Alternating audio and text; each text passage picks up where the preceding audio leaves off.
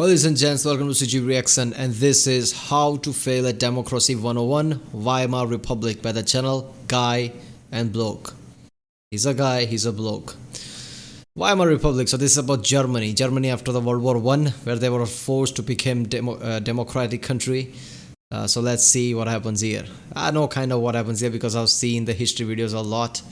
But I don't know about detail, so I guess this guy's gonna go into detail, so let's watch it. Class, this is awkward. Listen, it might look like I bailed on you for over a year. That's it. Don't expect me to apologize. Honestly, I'm just glad that no one got pregnant while I was away. Would have been... Okay, that was... I saw this guy's channel, he doesn't have much of videos, and I realized that, there is a 1 year gap between the last video and this video. So that's why he's saying. He's literally saying that, it took me a year to make this video. Really awkward explaining that to the principal. Anyway, I'm already bored of railing down an entire country's history, so let's try out something new. This is how to fail at Democracy 101. So what's it going to be today? Bash the United States? You bet I won't. There are way more intriguing examples of fucking up a country. But speaking of the US, while I was away I kept hearing people say, "Congratulations idiots, you've just elected Hitler." And then that part of me that insists on correcting everyone is all like, "I beg your pardon? That's not Hitler. If anything, that's a clown. I'll show you how to elect Hitler. I'll show you the real thing." Yeah, they are like, Donald Trump, you elected a Hitler. I'm like, God damn it, really? Hitler was an awful guy, but he wasn't some moron. He was really smart. That's the reason why he did what he did at the level he did. If USA, elected a Hitler, we all would have been screwed by now. USA is way more powerful today. I mean, Germany was powerful during the World Wars, but nowhere near what the USA is right now. USA spend in military budget more than the next 15 countries combined. Do you even understand what that means? USA is number one in military power, alright? Now it spends in its military more than the second number, third number, up all the way up until the next 15 countries, combining all of their military budget, and USA has more than that in its military budget. That's a massive gap between first number and second number. It's like the number one country by military wise is USA. Second country starts with the 16th number or something, missing the slots. People will be like, that's not everything. There is military size and other factors go into. People will say that, but it really isn't. If you spend that much money, trust me, you have technology that nobody has. I mean, places like Area 51 and other places that nobody knows about. They are developing really next level technology that nobody knows about. That's the point of secret technologies. If a war breaks out tomorrow, USA will, easily crush lots of people, even the powerful countries in the world. People don't think of that. Yeah, right. That's just all hearsay. USA is not that powerful. Yeah, it is. USA is really powerful. And if USA, elect a Hitler, we are all screwed. Even every country in the world combines. It would be a really hard battle to even consider if we'll win or not. USA is extremely powerful. So no, USA did not elect a Hitler. He was just an idiot. Hitler was really smart. He knew what to do, when to do, how to do it. Small things here and there cost him his life. Otherwise, Hitler was almost successful. Alright, let's start this. Children, this is how the Republic of Weimar failed.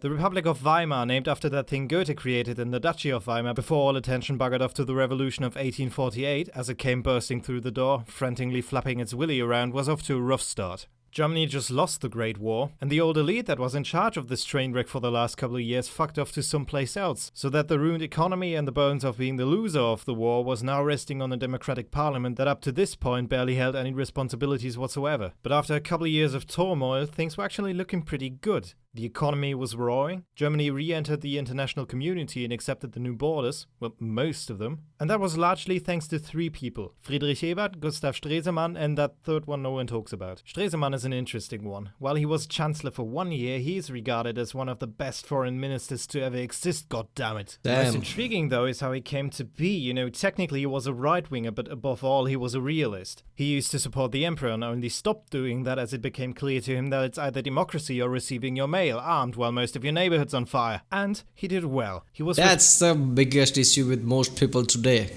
They don't realize what's going around you. I mean, you have an idea, you have your way, and you always stuck to that regardless of what's happening around you. You have to adapt. You have to be a realist. Otherwise, you are not going to be really effective. Responsible for ending the occupation of the Rhineland, reconciliation with the Allies, first and foremost France, revised the Treaty of Versailles multiple times, he got on good terms with Soviet Russia and made Germany rejoin the League of Nations as a member of the Central Committee, no less. And all that in just 3 years while suffering from a life-threatening disease. Badass is no word to describe that man. However, he was far from being a saint. One could call him quite opportunistic when it comes to achieving his own goals. Also, his decision to accept all the new German borders except the one to Poland proved to be, well, problematic. Besides that, he was usually amongst the first people to approve an intervention by the army whenever things threatened to go south. And the one in charge of the army was Friedrich Ebert, the president, elected for 7 years and equipped with more power than God. He was also the one to appoint the cabinet, including the chancellor. Most importantly, though, in the Weimar Constitution, the president had the option to enact laws via emergency decree without having to ask the parliament first. But Wait a second. Article 48, emergency decree is valid without consent of the parliament. There you go. This is not really democracy then, is it? I mean, you can call it democracy, but things right there. He has more power than God. That alone disqualifies it as being a democracy. If you just name it democracy, put the basis of democracy here and there, but put major flaws into it like that, it's not really a democracy, is it? Mr. Teacher Guy, doesn't that sound like dictatorship, you might ask? Yes, it does, but it came in handy. For you see, in the early years of the Republic, there were plenty of attempts at overthrowing the government by armed militias. Using the military and emergency legislation avoided the government to be overthrown. However, even though the parliament was capable of repealing the emergency laws, even the possibility to abuse all that power proved to be, well, problematic for a democratic system. Nonetheless, Ebert kept the fragile Republic on track, until he suddenly died in 1925. At age 54, because he didn't treat his appendicitis, that idiot. So now the German people were to elect a new president. This is where hindsight comes in. You know, in some aspects, the Weimar Republic was an even more democratic system than today's Germany. The people even got to elect their head of state directly. Once. The problem is, if a society up until recently lived in a monarchy, who do you think are they going to elect as head of state? Yeah, a proper Democrat or an old war hero who'd rather see the emperor back on the throne? Needless to say, they've elected Paul von Hindenburg, a monarchist who was regarded as the man who won the war against Russia. Someone with a distant stance to the democratic system, but most importantly, he was very, very old. Yeah, okay. First of all, if you're gonna elect somebody who doesn't like democratic system, I mean, you're the one who's idiot, isn't it? So this is fail of knowledge, I guess. People should have known better. Paul von Hindenburg, this is the guy who's after that Hindenburg, that massive balloon. What's it called? I don't even know what's called. That crashed. It was named after him.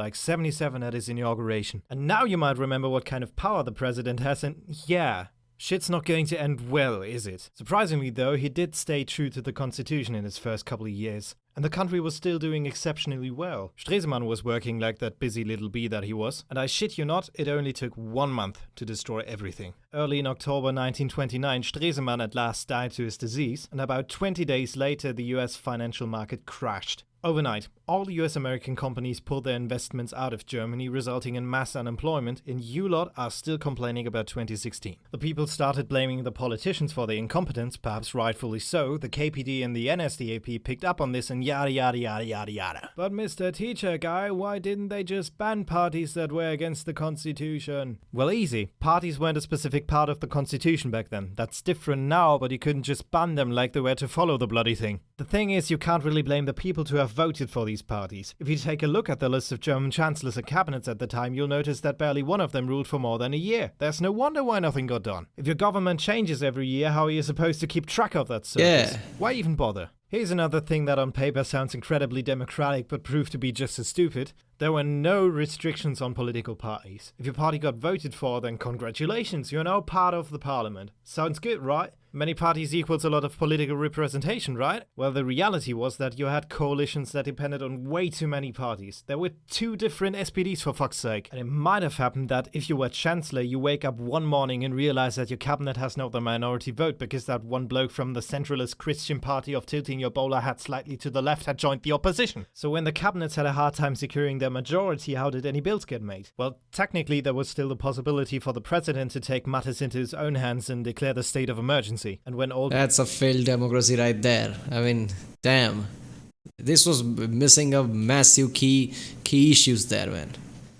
If no government is staying there for a longer time and president is making all the laws, you really don't have a democracy.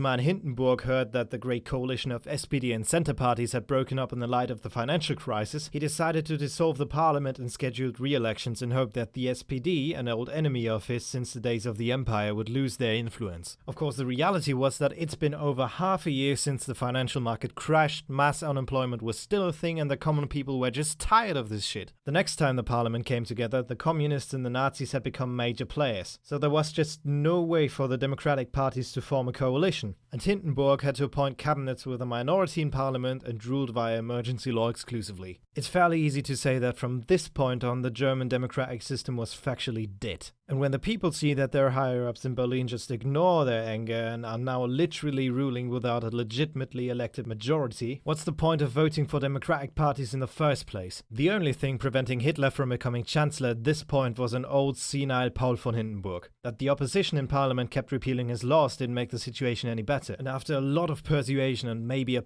bit of dementia, he decided on allowing the only coalition left possible: the nationalistic parties centering around the NSDAP with Hitler as chancellor. Hindenburg died shortly thereafter, so that the NSDAP merged the chancellorship and the president into one, which from that point on meant they could do whatever the fuck they wanted on a constitutional basis. So, let us summarize what exactly went wrong here.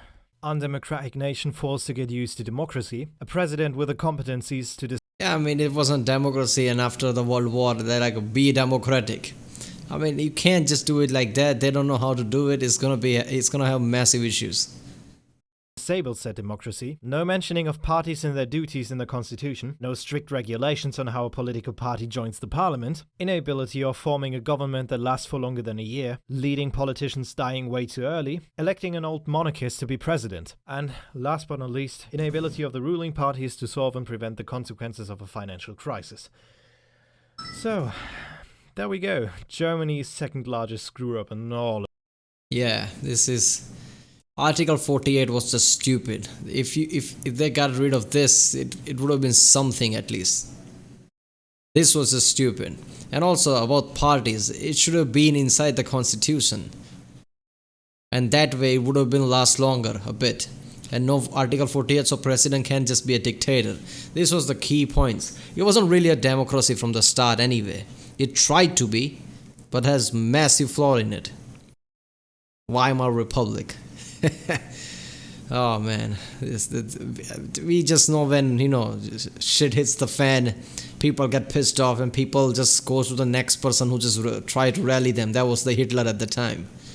And we know what happened afterwards. Chancellor basically became a Führer, and just, they're like, I'm gonna, save a little bit of money, give to the, government, give to me, I'll give you your own Volkswagen. People happily worked, gave some percentage of their income to government thinking they'll get a car, and he just used all that money to build tanks and weapons. They were about to get Volkswagen, but they didn't. Car of the people wasn't much of a car of the people at the time. There was just a massive, basically Hitler duped them. Alright people, if you like my reaction, don't forget to like and subscribe. And check out more videos in the description or end card. I'll see you next time.